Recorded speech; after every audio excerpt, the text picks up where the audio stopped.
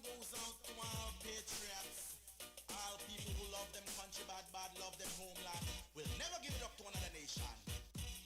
This one goes out to all patriots, all people. All right. Greetings and good morning. Welcome to Sunday Review for this morning, Sunday, November 3rd, 2024. I'm Sister YaYa, Marin, Coleman, producer and host of Belize's only news review talk show. We're here on XTV on your local channel in Belize.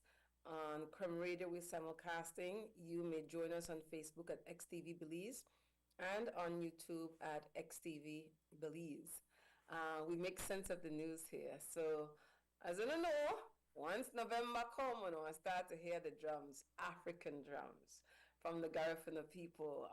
And so this morning, our guest is, I hope I don't mess it up, YaYa, Enita Barrett. I practice it, YaYa means elder sister. And this is my new, just book on August and all, but it's my soul sister already. Hailing from deep south scene. Bite. Welcome, Mama. Buit Benafi, my sister.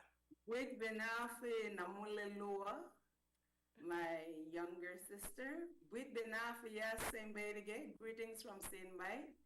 Thank you so much for having me on the show. It is indeed an honor, a pleasure. Ma, bring home soon. Greetings to all our listeners, all your listeners. And I look forward to, as usual with you, Sister YaYa, a very energetic and healthy discussion. Thanks, sis. So both of us are working on a community-based initiative. YaYa, Enita, is active on the ground. We're not at liberty to talk about it, but that's how come I met my sister, and is really a kindred spirit. So tell me about yourself. Some people in Belize may recognize her because she was once a principal at Gwenlis High School. Sister, the boat. Look young in the way, the boat. Whole career as an educator in Belize. But first, tell me how you come for be. Who are people in that same bite? Okay, I am Lambe from Saint Bite. And point to note, according to Dr. Palacio research somewhere in, I think, 2013, the Lambe name was the name of the 11 sons of Gulisi, Shatier's only daughter. And so any Lambe Yobok is a direct descendant of Gulisi. So I'm from the Lambe family in Saint Bite. I was born here in 1962, just after Hurricane Hattie.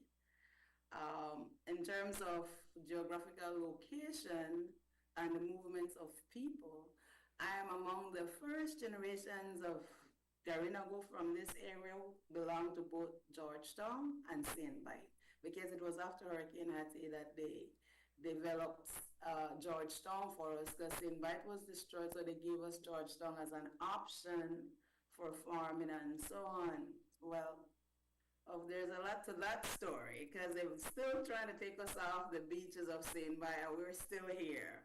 So we claim both Saint Bite and Georgetown. But in recent times, the younger generations who were born in Georgetown identify themselves as Georgetowner from the Georgetown, as opposed to the kids from here who just say they're from Saint Bite. But I'm among those who, I'm from both Georgetown and Saint Bite, because I grew up in both villages.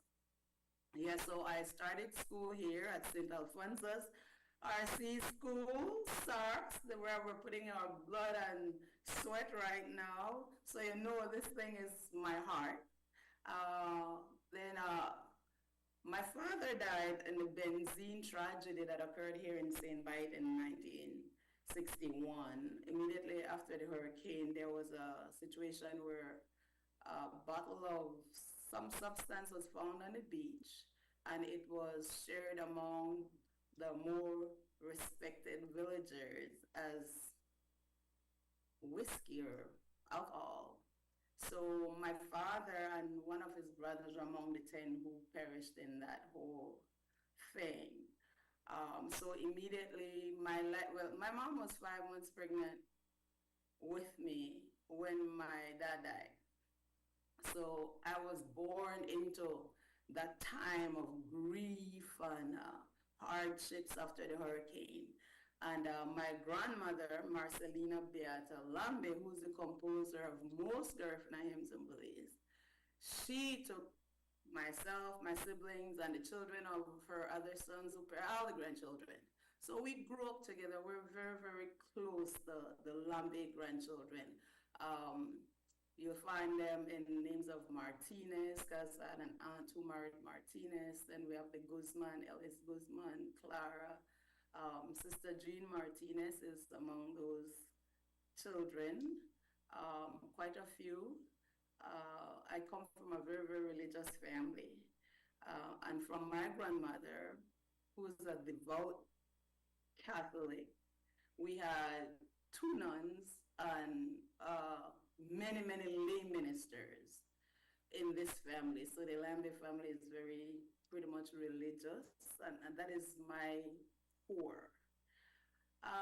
We moved to Belize City. I think I was like 8 or 9. Then from then it was Holy Redeemer Primary School, and as luck would have it, I kind of was an anomaly.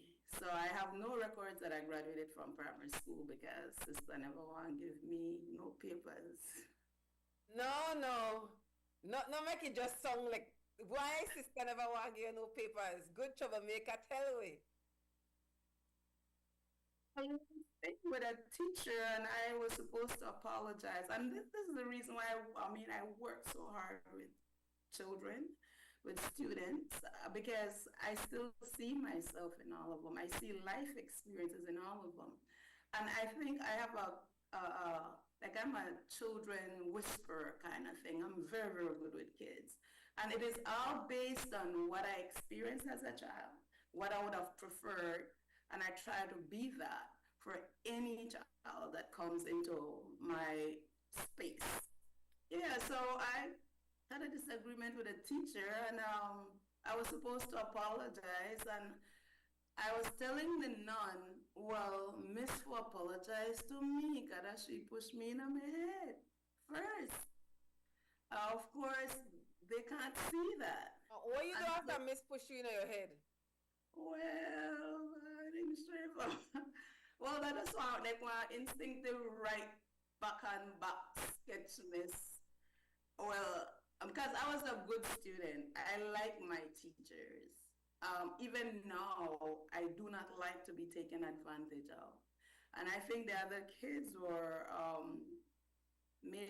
frustrating her. And because I'm the good kid who was trying to help her, I don't want when get pushed in her head and pick up that box. And I've been picking up the box. I was the only one with her because I want teacher like me.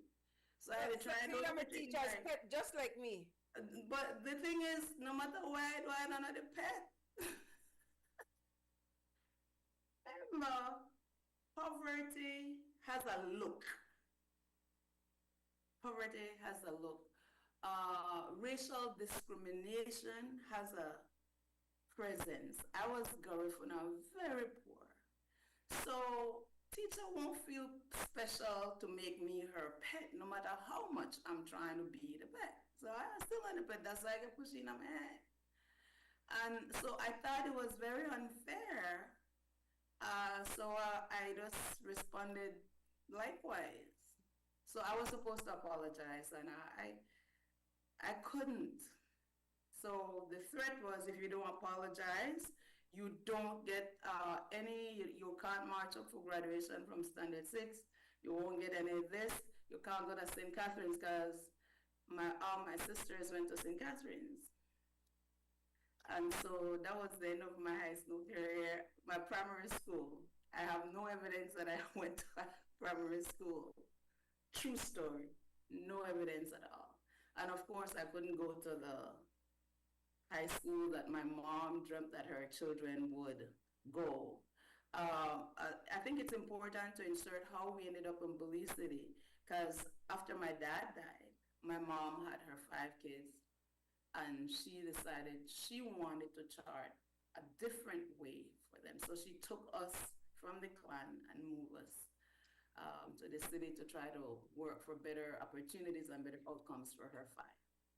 And that is how we went away for a little bit, and we did the high school thing. My sisters went to school. I have four sisters. My mom had four daughters and one biological brother, and she adopted my younger brother who passed away last year. And so there were six of us. And that's the story of my childhood. I went to it's Gwen Liz now. It was Belize Junior Secondary School #2. My alma mater, go Gwen Liz. My mom, the principal there, Pastor Coleman, was a childhood friend of my mom. And she kind of begged her for please give a leader at one chance at the school. So that's how I got into BJSS #2 with no kind of primary school documentation. And then I made sure that I was successful from there, and I still thank him for giving me that opportunity, you know. So after high school,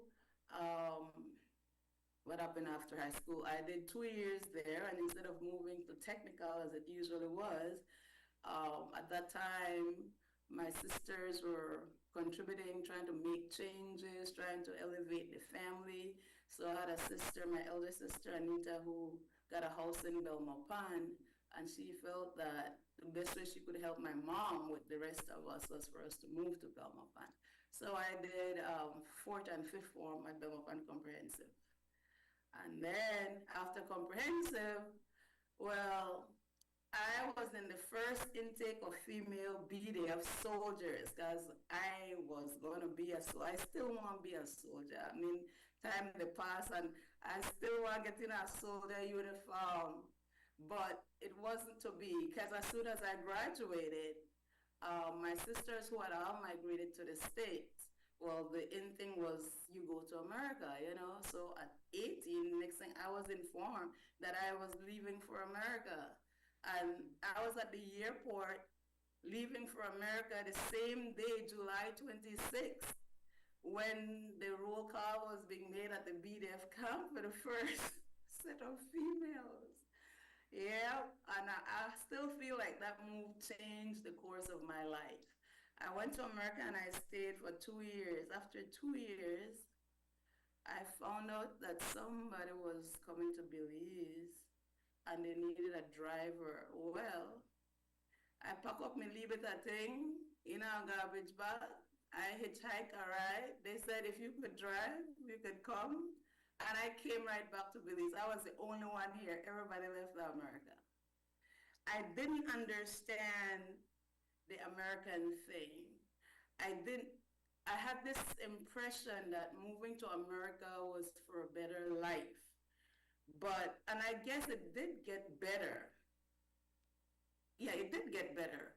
But in the process, it was a kind of bad that I was not used to even in the worst poverty I experienced in Belize. And then it had all these cultural things compounding that you didn't born or raised this. So a lot of the things you're learning and everything, to me everything was just hard. And I honestly was sorry for my sisters because they were making the best of it and they had children. And I spent 2 years helping with the children and stuff like that. I went to Los Angeles Community College for 2 years. During that time, I was doing my thing. I worked as a what they call it, student assistant. So I didn't have to pay much fees, plus I got $317 every month to help me with my bus pass and stuff like that. I worked as a clerk at the dean's office, and then they gave me a role to tutor English because my English teacher found out I was good at English. And that is when teaching got into my blood. So by the time I hitchhiked my way out of America and came back home, the only thing I thought I could do was be a teacher. So I started looking for a teaching job. And the first interview I went to at Excelsior High School with Johnny Young, I got the job. No, only a high school diploma with maybe like 18 months of college. And that is how my teaching career started. And if I would tell you the story of how I became educated, it is aligned with key individuals who decided to give me an opportunity at a particular time, at a particular stage in my life as I progressed. Because while John Young gave me my first teaching job, and I started building up, I realized that the salary was $300 and something, and that wasn't gonna go anywhere without new Wait, $300 qualifications. something a month? Yes, a Where you month. at? This was in 1982. It was 1982. By that time, too, I missed that whole part. By that time now, I got married, and now I'm starting to have children. So I got married in 1980. I came back in 80. No, I went 80, 82. I got married in 83. No, actually, I got married that same year. When I got here, I got married because I have had my first child in 83 and the second one in 84. So now I have two children, a boy and a girl, and my salary wasn't going to go. My husband then was in the BDF, and we're trying to make life, we're trying to make it work. But I realized that the salary wasn't going to go anywhere if I didn't educate myself. So eventually, after like 7 years at Excelsior, I moved to Gwen Liz, and that is where I spent the bulk of my years in Belize as an educator, teaching at Gwen Liz, where I later became principal. And again, I was passionate. Note that Gwen Liz and Excelsior High School cater to the same kind of students from the same socioeconomic background, even from the same geographical location of the Belize City, the south side Belize City. So these kids I found had needs that resonated with me because I was them just a few years before. I know even at 64, I still see kids that I was them then, and they're. So that is why I do the work that I do with students. So yeah, so while at Gwen Liz, I decided I did a diploma in teacher education from the University of West Indies in collaboration with the University of Belize back then, or the Belize Teachers College. And again, I didn't qualify because all I had was still a high school diploma. And to get into that program, you had to have an associate's degree. So all my friends had an associate's degree from technical. All the teachers that got into that program, I don't have anything. But while I was teaching at Gwen Liz, I had to prepare students, not at Gwen Liz, at Excelsior. I had to prepare students for CXCs. And so what I did was, while I'm preparing the students for CXCs, I also sat the exams with them. So we sit in the same exam for CXC in English A, English B, Social Studies. And we all passed. See? So eventually, when it was time for further education, that was the only thing I had, those three CXCs that I passed along with my students. So it's time now to go to this post higher education program. And again, I didn't qualify. All I had was my interest and my drive. The principal then was Ernest Raymond. Ernest Raymond said, you can't get in, you can't handle it, you don't have the background, these people have their A-levels.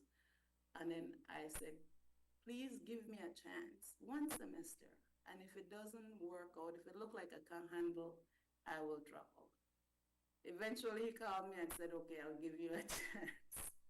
And that was it. I stayed in that program, and then I got my teaching certification from the Joint Board of Teacher Education, UE.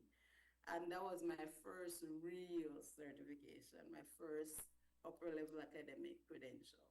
Then from then, I started the master's program with a UNF program that used to come to Belize while teaching. They would come every summer. And I did that program. I got my first master's, but things happened, and the next thing I know, I was being invited to be principal of the school. That first master's degree was in teaching English to speakers of other languages, because by then, now I'm interested in language. Do you know that there was a time when I was the only Garifuna in the National Creole Council? What? Yes, because I was pushing that we have to pay attention to the Creole language, which was the first language of the students. And we have to start teaching English from the standpoint of respecting that language, that they would do better in the standard, our idea of standard English that we're trying to teach, if we could use their home language, especially the Creole, because it's nuanced and there are things that can make their understanding of English better if we can acknowledge that Creole is a language and they have their language and we're teaching them English as a second language. That was way back then. So I used to be a lot with Marin and Manzanares with this push Sylvana Odes. We were already having that conversation when it wasn't very popular. So I did my master's degree in that, but during that time I was invited to be the principal of the school. I'm not a administrator. I don't like administration. I've been told I'm good at it, but I did it because of my obligation to, and my passion for Gwenlis. At that time, they were between principals, and they were saying that, anyway, they asked me, and I took on the job. And I must say that records will show that it was a successful stay at the helm of Gwenlis. We have all kinds of good reviews, all kinds of good data, all kinds of living students as evidence of the success of my tenure at Gwenlis. But during that time, I started a second master's degree in leadership in school administration, because now I had a principal, so I need to know how to do that. So that is how I ended up having two master's degrees, because I did the second one after I became principal to kind of better equip me of doing the job of a school administrator. So post that, I decided to move on to the doctorate degree, and I ended one marriage, started a new marriage, and it entailed at some point moving away from Belize, now to America, with an American husband and kids. And so I decided to do my doctorate. But along the way in 2005, my son got killed in Belize. And again, that started, it put me in a little bit of a tailspin emotionally and with regards to perspective on life. Not because his life had ended, more so because of how it happened. How somebody just decide, oh, I don't like you, so I won't kill you. Okay. And my husband, my son got shot. He got two shots in the back of his head. One behind his ear here and one immediately in the middle of his head back. Now, those images, that part is more difficult than the fact that I don't have him anymore. When you start to reflect on the cruelty of the human being, the permission they give themselves to be able to participate in such attitudes towards another fellow human being. And that is why I invest a lot in young people. And I think I could use that hurt to show them that one of the worst things that could happen to a parent is to bury a child, especially a 21-year-old person. And if I could show that while grieving that loss, and I still do every single day, I have enough love in me to tell you you not got it right. Well, you probably have the right to everything that human rights no, but don't give yourself the option to live by evil, to exchange evil by evil, to spread negative energy. Vibes up yourself in something positive. It starts with how you think. It's a kind of permission you give yourself. Because it's cold out here in this world. And it might be a natural instinct to get defensive. So nobody knows step by you. So you stay ready. But you also have to think strategically about dealing with adversities. We need to show our children that there are other options to dealing with conflict. We need to show them that they're not so special, that they're not the only one who have things hard. Most people have things hard. But people just choose to deal with the hardships in different ways. Some deal with it in ways that produce reprieve, like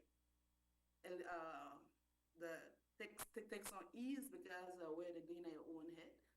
And some just work themselves up into all kinds of negative places and respond negatively, we end up putting them in more hardships. Whereas if you take a minute and try to think through it strategically and you find responses that can promote an alleviation of that situation rather than an aggravation of it. And this is what I try to teach kids, what I try to teach even some adults, because even in the community now, a lot of adults who were kids were never given a time or a space to reflect on other ways of being, on other ways of conflict resolution. They just know one thing. Either they step on somebody or they step on you, and they're not a step on me. So things don't get resolved. So I am really serious about that. So yeah, that tragedy is a key part of my life, but it also something that shaped how I spend my time, how I invest in people, who I invest in, how I manage my soul inside, what comes in, what stays out. That one experience. So sometimes you look at your worst experience, and if you could reflect on it, it can be a blessing. And people will say, what, your son did, how that could be a blessing? No, and then strangely, and I'm speaking now to parents whose sons have died on the streets of Belize or anywhere else in the world, and when you think about your child, and the way the world is so cruel, and you would wonder, where is that child now? I would want to tell parents that from my perspective, you live till you're dead. And somewhere in the Bible that I'm not very familiar with says that from the day you were born, your slate done right for when your life will end. So whether you live to 100 or to 21, your life may start, I may done. All our life must start at some point and end at some point. So at night, since my life has taken me around the world and my kids are grown and they're married, they live their own lives in different parts of the States, and including my grandchildren, when I would reflect on my children, and I would every night before I go to sleep, I do a checklist. Baka DJ, Shanali, Dana, all right, this has happened, this has happened. Now I have adult grandchildren too. Enita, Kiosha, then Kyrie, well, the two baby then done the sleep. Gideon, Lulu Rose, I check everybody. But when I'm checking the kids, because the Heston is my firstborn, when I check on him, and this might sound weird, and so hear me when I say this, when I check on my son who got killed in 2005, when I do my check, I have started to experience a relief because I know exactly where he is. I know where he is. Nothing worse can happen to him. He has done his birth and then he's gone. So I don't go to sleep wondering if some police want to shake off because he's black, male. I don't wonder, like in the streets of Belize, some gang member just shoot you because they're being initiated. Or maybe you just look for somebody too hard and some reason or the other, they try to hurt you. So every time we send our children out, we always pray that they come back in one piece. Or sometimes, since our kids drive now, that they're safe on the road. All the things that parents fear when they're thinking about their children. When I check on my son, I am relieved of that. I have 3 more now that I worry about, the 3 girls. Can anybody even understand that? I always say I wear it. One sexist, Enita. Yeah. We have to go to break, but this Yeah. this sharing Yeah. has bloomed into a deeper life lesson Yeah. of the physical to the spiritual. Mm-hmm. And I never had no expectations. I just know you're a good storyteller and you're a person of interest in my soul, sister. So I really value the time. So I'm going to take one quick break and then we're going to Sure. come back. I'm going to call on a sister, cousin, brother, uncle, everybody, and tell them to send their review. On YouTube is XTV Belize. On Facebook is XTV Belize. So stay tuned. First break.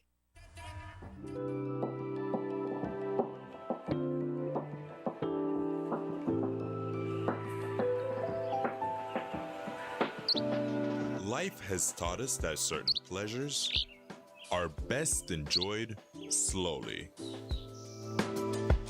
Perhaps the slow pleasure worth enjoying the most is life itself. Slow down, Belize, and enjoy your life longer.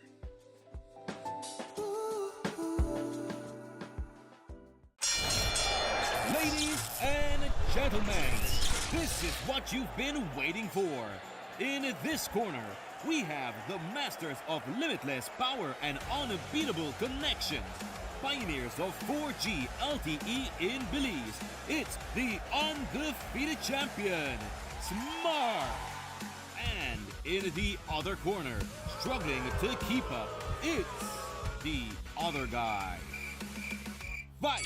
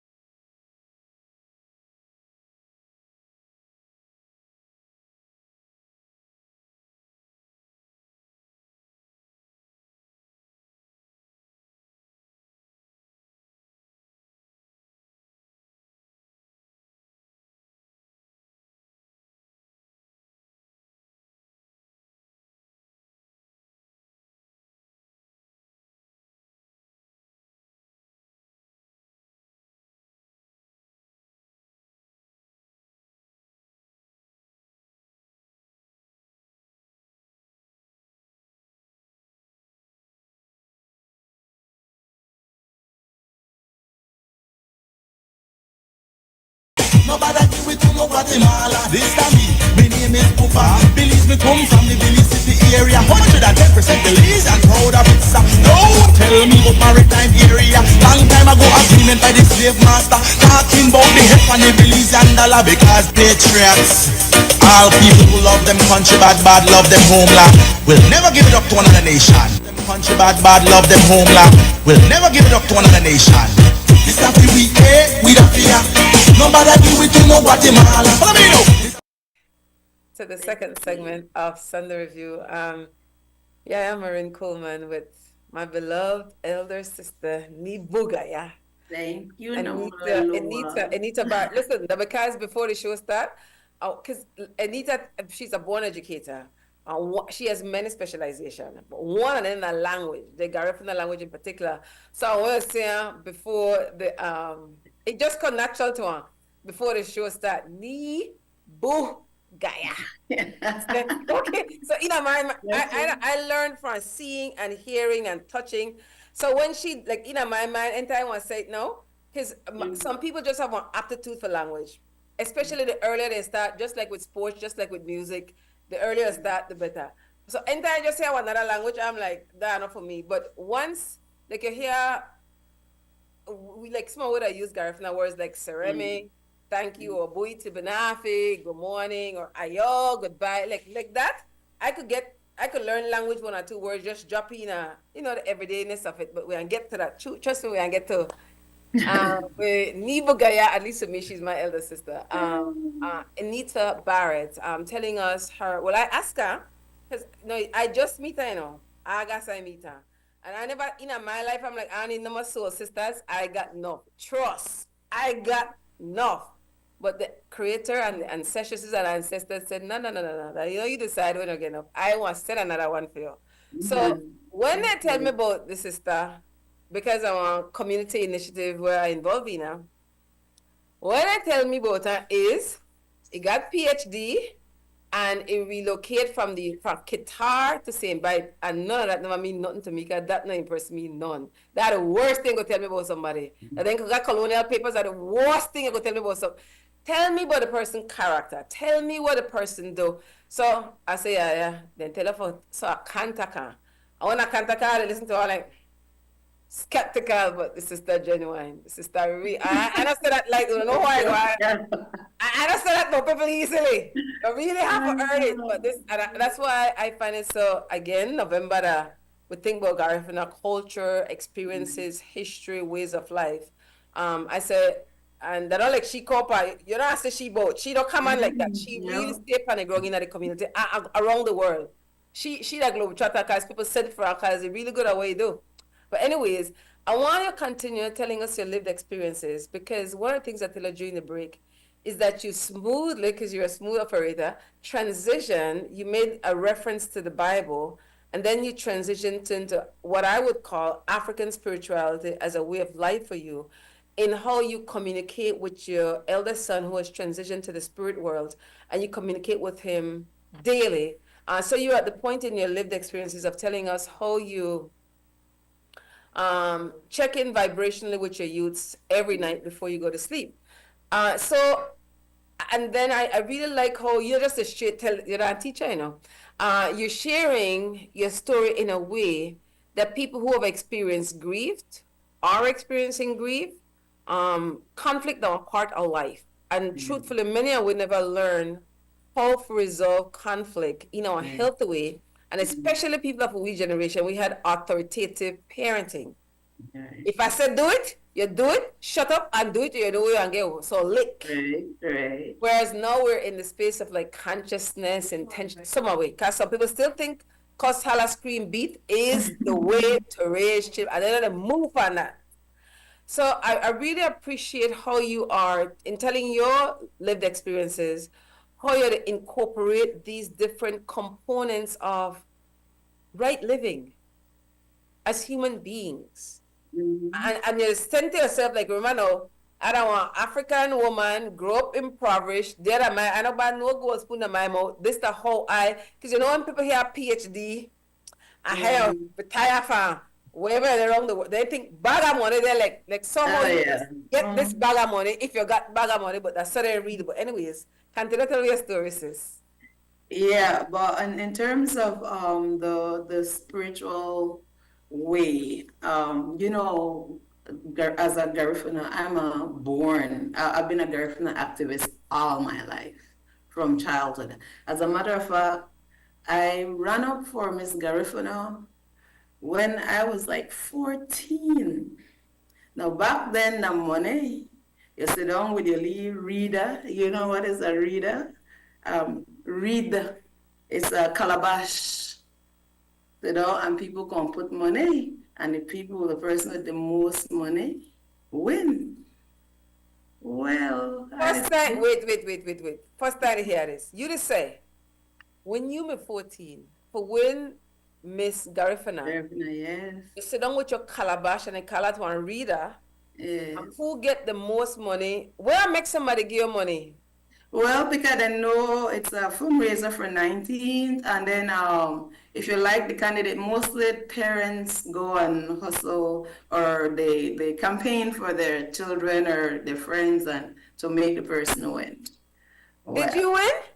Who say? I had one dry shilling in my calabash and my poor man put in it. No, Enita. That is a No, lie. Enita. Where my mom get money from? I didn't win at all, but I've been an activist. So that was my first, and I still am working for my people, trying to promote whichever way I can. I didn't win at all. No. You remember how you may feel? I think I felt sad because I wish somebody else apart from my mom would give me at least something. But only my mama give me a shilling. Give thanks to him. Where money, Enita? My mom is Jane Bautista Lambe. In St. Mike, they call her Auntie Bauda. Hence the Tuba Bauda Tutoring and Homework Hub. What they call her that? Bauda for Bautista. Nickname Bautista. She's Bautista. Bauda. It's just a little nickname for it. Since you call your name, please call your name. Can you never call you by yourself? Please call your name. Can you call your name? My father's name is Leandro Etheridge Lambe.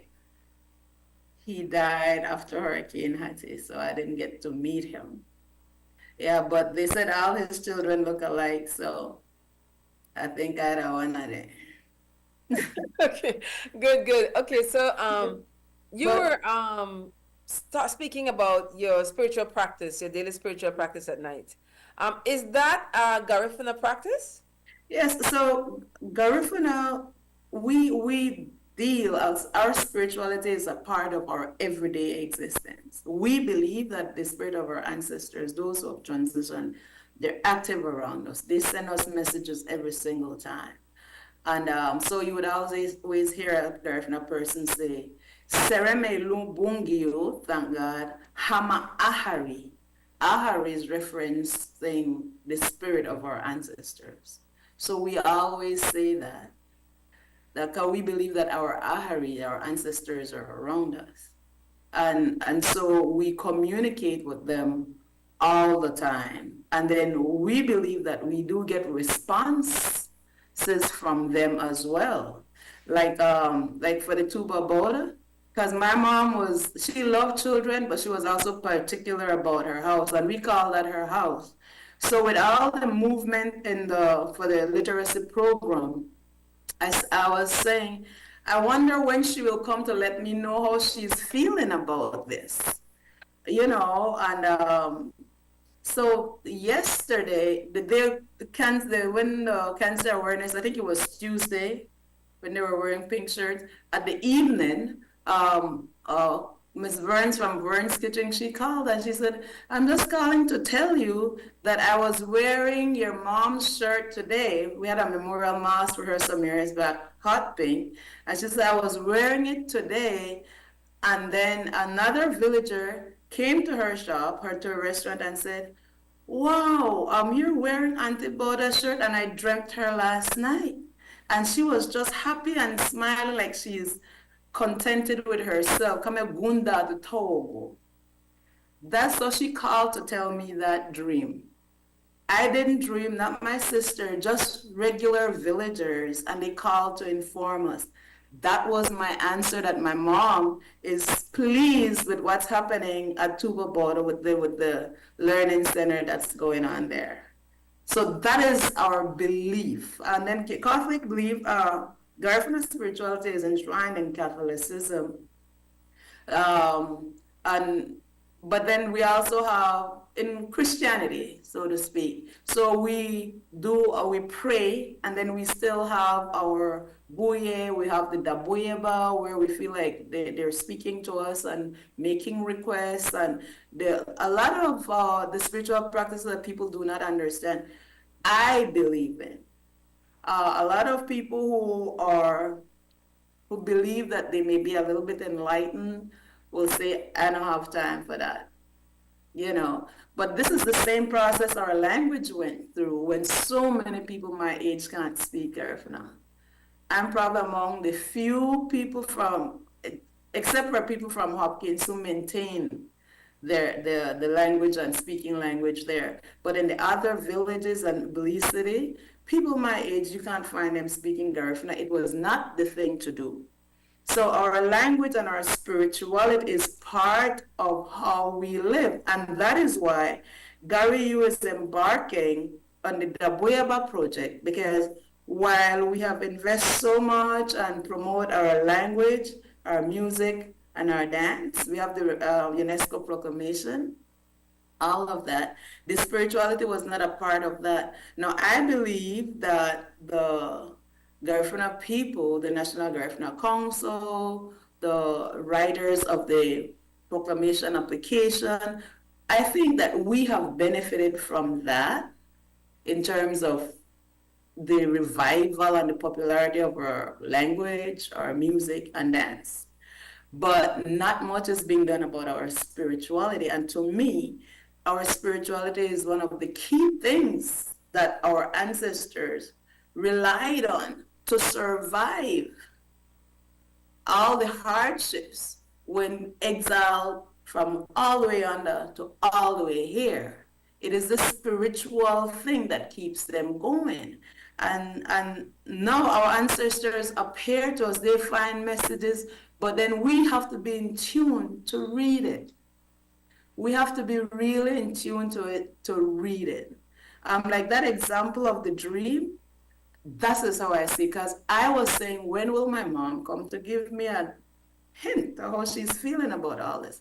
And people in the villagers just dreamt her that. So that is an example. Other people who do not want to embrace our spirituality might just say that's just a dream, you know. So, but as a people, though, I think we would lose too much if we do not try to bring back an awareness of our spirituality. There's one thing if you have a people who are not practicing their traditional spiritual practices because they choose not to. But there's another thing if they're not practicing because they do not know of it. They don't know about it. I think as activists, as leaders in our Garifuna community, it is our responsibility to educate, to revive an awareness of our spiritual beliefs in the Garifuna communities and give our Garinagu brethren and sisters the option whether they want to practice it or not. I think the education What is, you said a mouthful, they go right up my alley. You don't have to come back, I'm going to have a whole show about that. What is Gary U? Oh, Gary U is a non-profit that I established. We've been active like 5 years now, but we just got registered as a non-profit last year. It means Garifuna Institute for Research and Indigenous Understanding. I came up with this, actually it started with Garifuna Nation, Garifuna University Without Walls. The whole idea behind it was to build an institution where we educate our people in the diaspora, not just Belize. So our board members are from Nicaragua, And all our activities, our courses are across the diaspora: Honduras, Nicaragua, Belize, St. Vincent, and the United States, 6 areas. So it's based on studies that show that one of the problems that contribute to Garinagu communities across the diaspora all exist in the lower economic brackets of all these countries. Whether it's in Belize, it's in Honduras, economically, we are on the lower end of the totem pole. So we felt that education is one of the things that we can provide, make more relevant to our needs rather than the traditional stuff that's not cutting it. Traditional education is not really necessarily satisfying the contemporary needs of people in the Garifuna communities. So we try to go in there and find out and invest in what is on the ground as needed. And Sister YaYa, you come right into that kind of Gariyu mode when you got the news that there's a whole village of kids that cannot read, and then you found that, oh, they're people who look like you and I, and you wanted to know more. So you convened a group to do something. Gariyu, being an educational institution with certified educators, this is then how we will write and produce the specific education that is needed to address this. So, because the traditional isn't doing anything about it. But what we are doing right now is exactly what can affect a change. And this is what Gariyu does. And we also look at issues in our communities from a research base, from data. So you won't just say, oh, they said the kids in the same I can't read, but you can't give me a number, you can't give me who, you can't give me what, you can't give me when, you can't give me why. So how can you make a change? And then the most people who are in positions, in official positions to make these changes, aren't interested in our people. So they're not gonna use their resources for us. So we have to do it for ourselves. So Gariyu as an institution, we're trying to find the means, the source, and the expertise to present education in a more relevant fashion. Not the usual, oh, I have a certificate, so I got paper. No, you will learn, we will make things happen. One of the purposes of education is to change behavior, but to what? So the change that we want to look at will be specifically tied to the goal that we're trying to achieve. It won't be generic. And that is why the movement that we're doing in SIMBA is not a generic anything. It is individualized learning. We're investing in infrastructure, technological infrastructure, human resource infrastructure, and even physical space infrastructure. The only way the outcome will be different is if the education is different. That is what Gariyu does. Big respect. I tell you, I am to invite people better continue give praises and prayers and thanks for the baton that you took from the ancestors and ancestors who came before you and who continue to guide you and your team. Because look at Sister Enita Nibuga, Yeah. fire from the ground that say bite. Or you hear what I tell you now? Since August, when I tell you I never run the road, especially in August, I never run the road to Placencia and say bite. Like I heal up me. We don't have authorization to talk specifically, but as the community, as the lead community organizer on the ground, Sister Enita Barrett can speak as she has spoken. But know that there's a team of people on the ground. Definitely want to big up with team from Placencia without calling no name, we don't know who owner. Because if that team never agreed to a 5-year commitment, 5 years with no money, just so love of people, that the community saw concern, organized, and what make this particular community initiative so powerful is because Sister Enita and her team me dep on the ground before me come.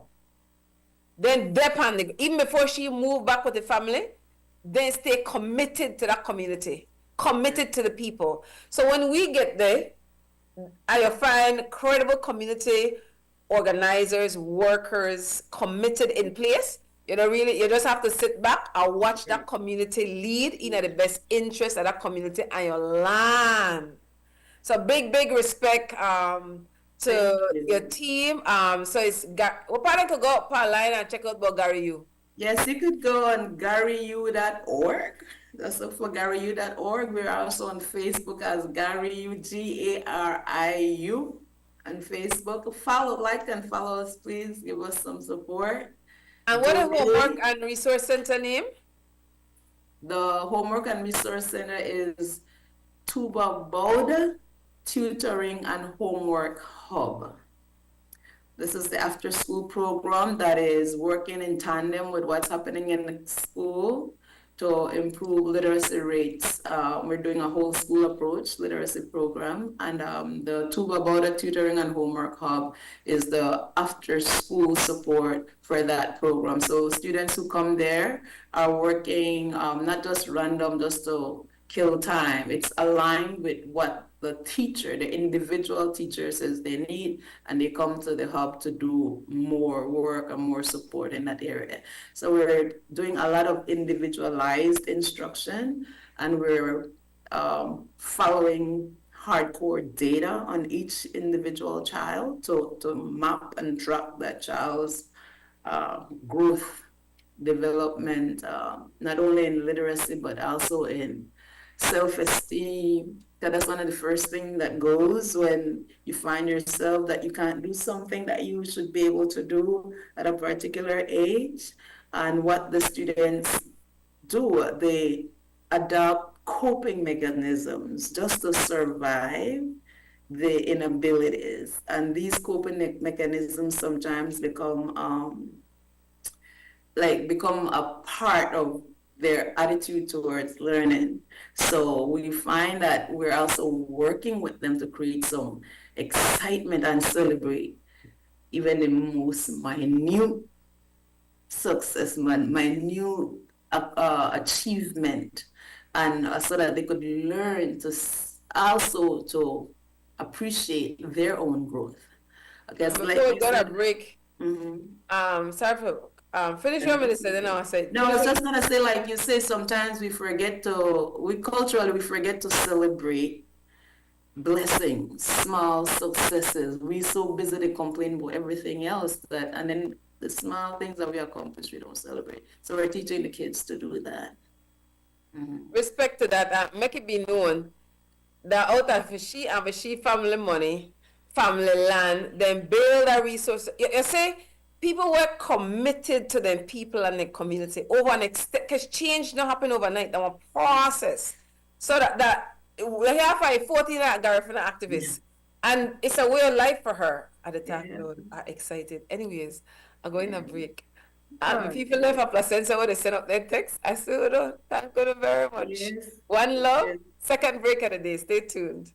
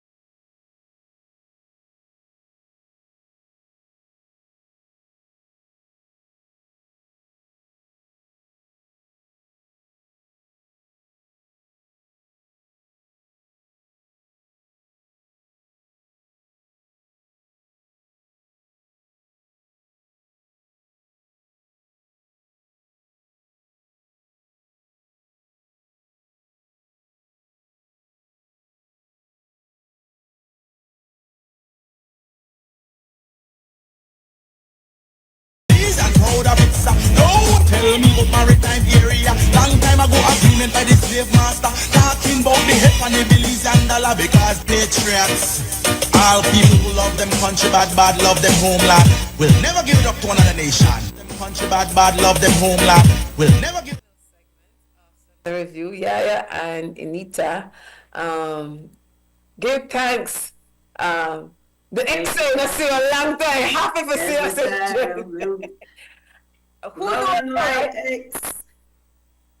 Who know, Enita got strong roots to zinc fence. Yeah. Oh yeah, strong roots. Yes. Part of the zinc fence family. One love every time. You said something that is so. Tell us about your. This is the reason why I even bring Enita, for the November Garifuna settlement day holiday on the 19th. But and that's why I bring her in November, and she agreed for come. I mean, why talk about language, because she that one of the Belizeans then would do the quite a bit of heavy lifting on academic research when it comes to the Garifuna language. But for segue into that, you said something just now that I just thought was profound, is the connection between language and spirituality. And I don't hear that. I don't hear that connection. And how you come to that awareness of the connection between the Garifuna language and Garifuna spirituality? How did you come into that awareness? How old you? What make you feel so convicted that you start one organization to ensure that it happen? Okay, the organization started to ensure not only the language but lifestyle, the mindset. We want to kind of improve the way we think about each other. But regarding the language, I started working with the Garifuna language earlier on because a lot of our students were not doing well. Every time a student have to repeat is either math and English, math and English, math and English. Math, English. Nobody was paying attention to it.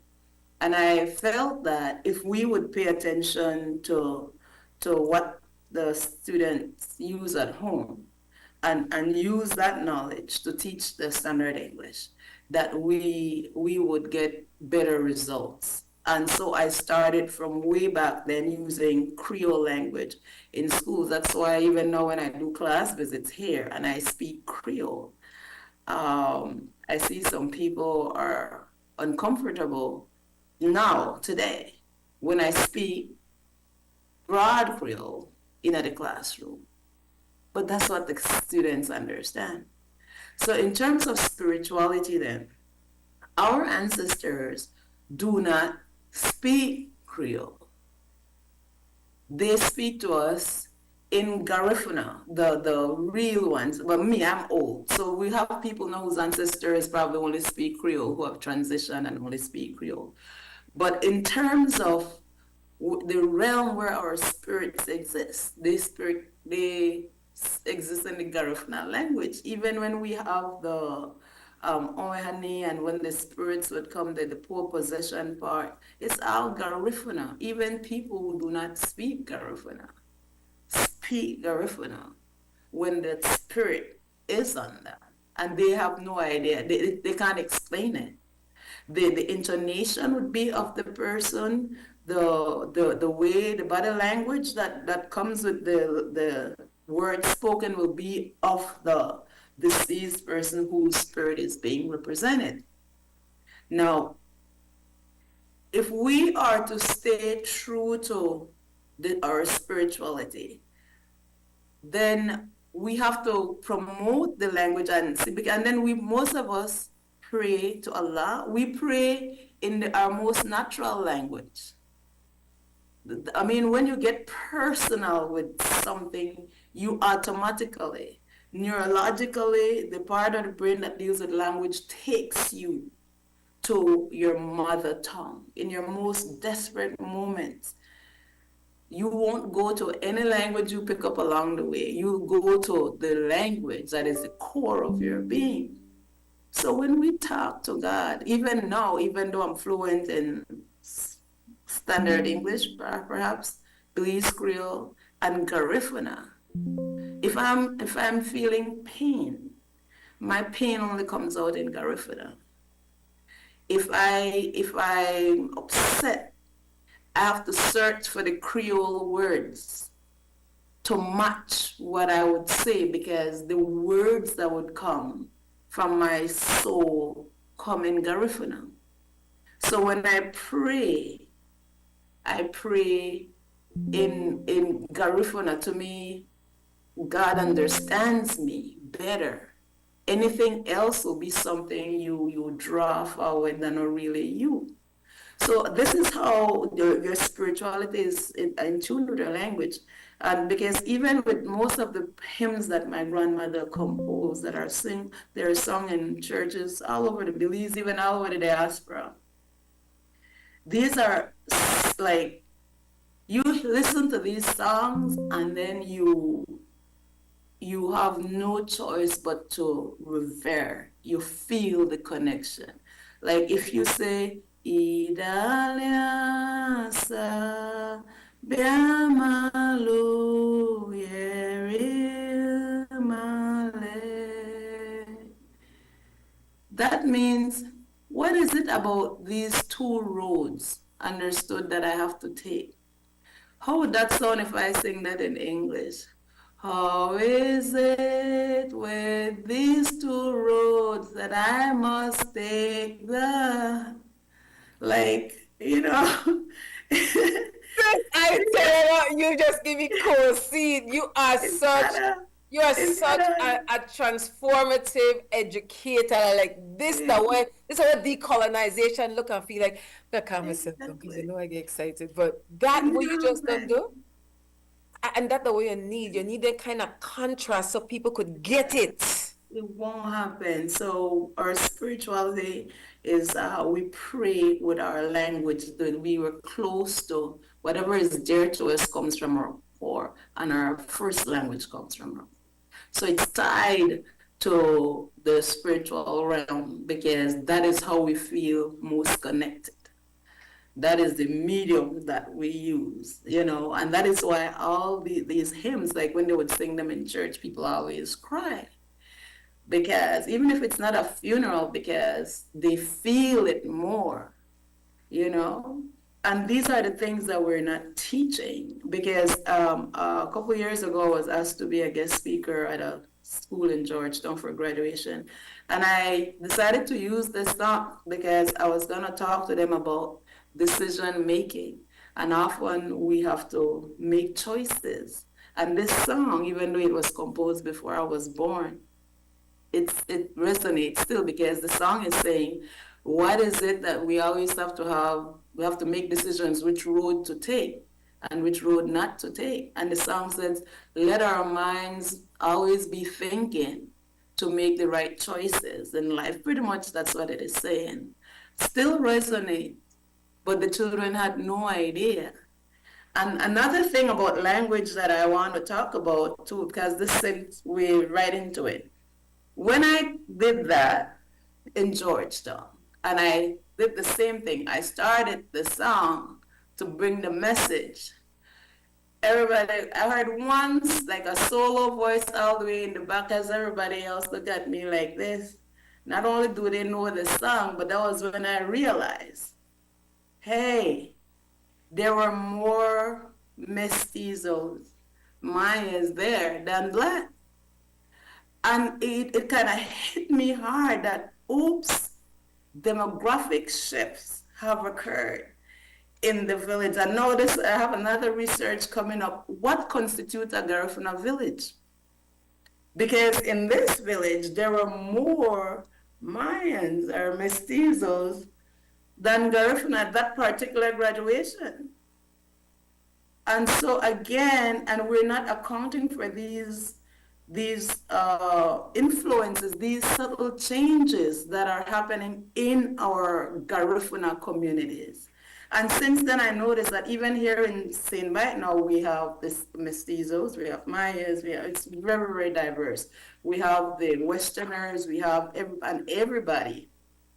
They're taking their space in our midst, while because of our tendency to not celebrate ourselves, we are taking backseat to everyone who try to come to our villages to find solace, to find life. Like we take backseat to all the newcomers. So that's another thing. So and then our language and spirituality, it suffers as a result.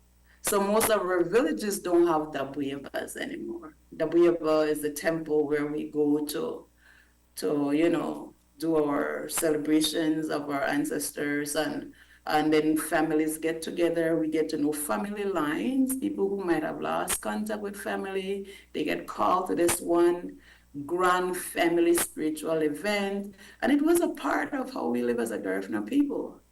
But now, because of the influence of other cultures and because of our Garifuna, uh, we as a people, we don't have this here in these areas. We don't, what's the word for when you don't fight just because it's Garifuna? We tend to be more individualized now about things. So like, let's say for example, there's a,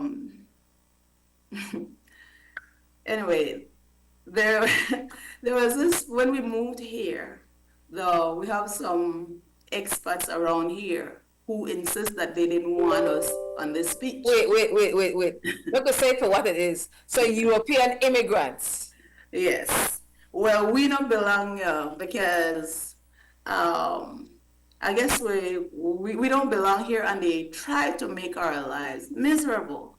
So they would call the police on us all the time, for no reason. One time I spent all day in the village with the summer camp, and when I come, police to carry me because they said I was stoning dog me.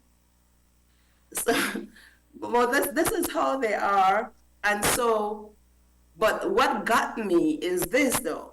While they stayed right at their little house, I got taken to the station. Me, whether from here, we're black, we look like that. I got taken to the station while they then afterwards, then they said both of us have to be there. Then the police came now and brought me back because now they'll talk to them over their fence. Because they don't call a no station. The police have to come back for them. And so I'm saying that, and these are Garifuna police, and I'm Garifuna. We don't have this thing where because we're Garifuna, we look out for each other, just because, only for that one reason, only for that one. We tend to not do that. And other groups do that. Other groups create opportunities for them just because they look alike. Other groups look after each other just because. That's why when you would walk into certain places, and let's say you have one dark person from, say, Mango Creek to work there, let's say this immigration office. And then the immigration officer, there was maybe a Maya person from Sokots. All of a sudden, the whole office was full of lone Maya people from Sokots. They look out for each other. When I walked in at the airport, last I came, I look around, and just about every single immigration, maybe that's why that example came to me, every single immigration officer were mestizos, Hispanics, Mayans, nobody that looked at us in the whole place. And then the big person, that seemed to be the biggest person, was like that also. So they look out for each other. Don't even ask about groups like the Chinese. They look out for us. Garifuna people, we don't look after each other just because. And also some Creoles. I know we look alike, but we don't promote each other just because. And while we divide up ourselves among each other, everybody else run past we and take what we to try to fight each other about. So I don't know the remedy for that mentality, but we need to stop. We need to ask leaders to help us out. Make decisions that will benefit your people. Teach your people if you're in a leadership position. Don't use your position to exclude your own people. Find a fix for, but let's say that if there's something in black and white where they qualify for expulsion from whatever, from job for whatever, find a fix, my boy, that your people. You in an office, you in a position to be able to change the rules then, so that they don't constantly be victims of that rule. When I was principal at Glenlis, there was a rule that if you have weed, you'll get expelled. Miss, almost everybody parents must outside smoke weed. Now weed is an everyday thing in the house. So why I had to change that rule, because I can't be expelling all the kids because of the reality of their household. The rule had to change. If at the end of the day our objective is to provide opportunities, we who are in leadership positions must do more than just flaunt our positions. We must make decisions that might even be unpopular, but the decisions that will serve the people you are supposed to serve. Only the people can save the people. Only the people can save the people. Now, you might say you have your degrees, you have your paper, and you're a boss at this and boss at that, but you also have a responsibility to the people you serve. And I will go on the record say, a lot of the things that are not so right in our communities, it's not because we do not have the resources. It is because the people who have been put in power to manage those resources do not feel the people worthy enough of those resources. So as a matter of fact, instead of making it reach the people, they abuse it, they self-grandiose, they are all about them. So leaders of our communities need to start to love more. You need to start to love your people more, and you need to stop being so stingy with money when I'm not for one, or resources when I'm not for one, and share it with the people, serve the people, and let's raise up our communities. Big respect, Sister Enita Barrett, Garifuna activist, educator, fearless woman of character. My soul sister that. Big thanks for being with us this morning. Christy Flowers, our Master Chief Operator. Thanks for reminding me. I forget. You say I say engrossing me I don't forget how to say it now. Ni Bugaya. Ni Bugaya. Ni Bugaya sister stories. I forget all about promoting starting this Saturday, which will be November, I don't make I put my glasses on. This Saturday, November 9th. And every Saturday after that for the next 3 Saturdays from 10 to 11 o'clock, you could tune in to XTV. UEF will be hosting, and that's the United Black Association for Development Educational Foundation, fourth pillar of Zinc Fence. We'll be hosting our 3rd annual Garifuna Our Stories conversation. So it's a Zoom conversation for 1 hour. We will reason about Garifuna stories from a perspective. If it happened, I believe before, I'll say I don't know. So unless you got evidence that it happened, I want to say UEF started. And I look at Garifuna people and Creole people, that's how they identify themselves ethnicity as African people. So since I'm an African people, I could tell their story. So I go do the historical research, and I did bring other people who know different than me, more than me, for share. So our anchor has been Jerry Enriquez. So Saturday, coming from 10 to 11, here on XTV, the first guest will be Jerry Enriquez and myself. It's 1 hour from 10 to 11. You could go to XTV Belize for YouTube and XTV Facebook. That's next Saturday morning from 10 to 11, UEF Garifuna Our Stories. Now, this morning could not have been possible. Could not have been possible without a team of people. But before I thank that team, Sister Enita, any final thoughts before you leave? I just want to say thank you for the opportunity to be here, and I really want to big up my St. Bite community, especially the SARC, St. Alphonsus RC School, principal and staff and the students and all the parents who are on board with our literacy campaign. The reset is on, and I want to invite them to stop in at the homework hub anytime if they want to help with anything at all. We do need more volunteers to help us with the students because we have more students coming than volunteers. So thank you again, and thanks to everyone, and let us be encouraged to move our community forward. Mabwiga on Sumut. Big respect for that.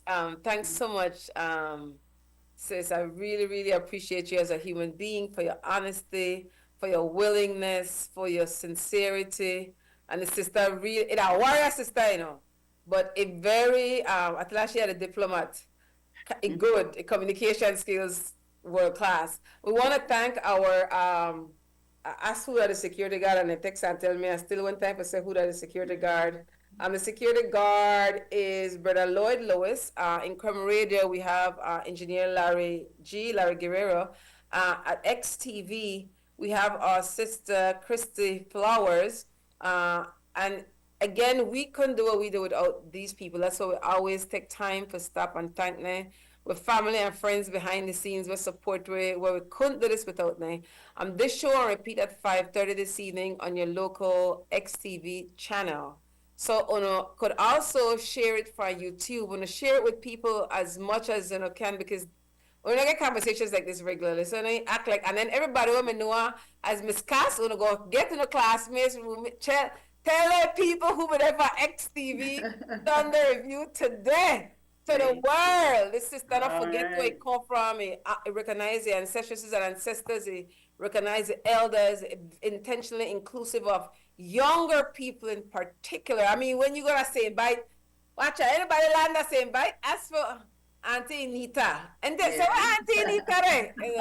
And remember, like the resource center always need contact. Is there a number, Enita, if you want to donate some paper, some pen, ink, printer, laptops, anything like that? How do you contact you, Enita?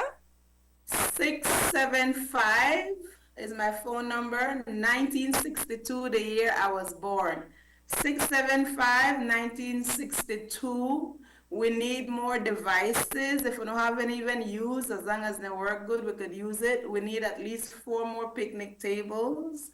So if anybody in the placense anywhere, we could pick up. So please, thank you for that reminder, Sister YaYa. Yes. I tell people I don't like beg, but I raised a beg. Cause when you go to primary school in the 70s, you go walk a ton. You have to go beg money for the. You so long that school got picnic out the road the beg. Anyways, we're gonna wrap this morning show. Sister Enita, again, sis. Thank you. Thank you so much. Remember, only the people want to save the people, and the power of the people is greater than the people in power. All grieving mothers who have lost children, we're stronger together. I send you my love. Be encouraged. Take it one day at a time. Ashe. Only the people want to save the people.